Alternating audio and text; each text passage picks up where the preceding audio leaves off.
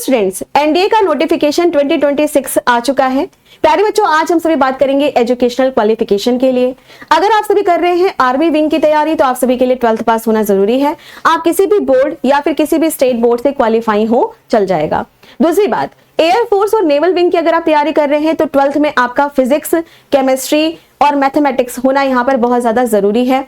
अगर आप 12th में हैं, आप अपीयरिंग हैं तो भी आप यहाँ पर अप्लाई कर सकते हैं। पर इंपॉर्टेंट बात क्या है कि जब एसएसबी का इंटरव्यू होता है, सर्टिफिकेट उसके रूल्स होते हैं, और अगर आप एसएसबी पास कर लेते हैं और उस समय 10th और 12th की ओरिजिनल सर्टिफिकेट नहीं है आपके पास, तो आपको सेल्फ अटेस्टेड फोटोकॉपी भेजनी होती है। तो अगर आप आर्मी कैंडिडेट हैं तो आप सभी आर्मी हेडक्वार्टर दिल्ली में भेजेंगे। अगर आप नेवल कैंडिडेट हैं तो नेवल हेडक्वार्टर सेना भवन दिल्ली में आप अपना ये सेल्फ अटेस्टेड भेजेंगे।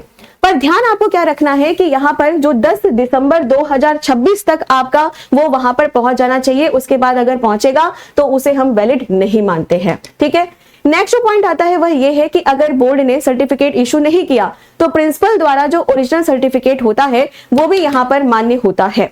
इसके अलावा कुछ और भी मैं जानकारी आपको बता देती हूँ कि 11th में जो बच्चे पढ़ रहे होंगे वो इसके लिए एलिजिबल नहीं है। जो उम्मीदवार अभी 12th पास नहीं किए हैं उन्हें 10 दिसंबर 2026 तक प्रूफ देना अनिवार्य होगा। ठीक है, अगर रिजल्ट लेट हो जाता है, बोर्ड डिले हो जाता है तो ये कोई भी एक्सक्यूज यहाँ पर नहीं चलेगा। दूसरी बात, मिनिस्ट्री ऑफ डिफेंस ने अगर आपको डीबर किया है तो ये एग्जाम और एडमिशन में आप एलिजिबल नहीं हो।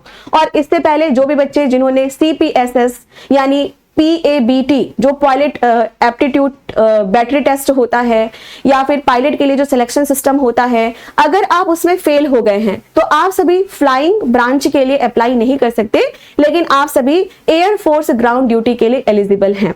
तो उम्मीद करती हूं कि ये जानकारी आपको अच्छी लगी होगी। Thank you.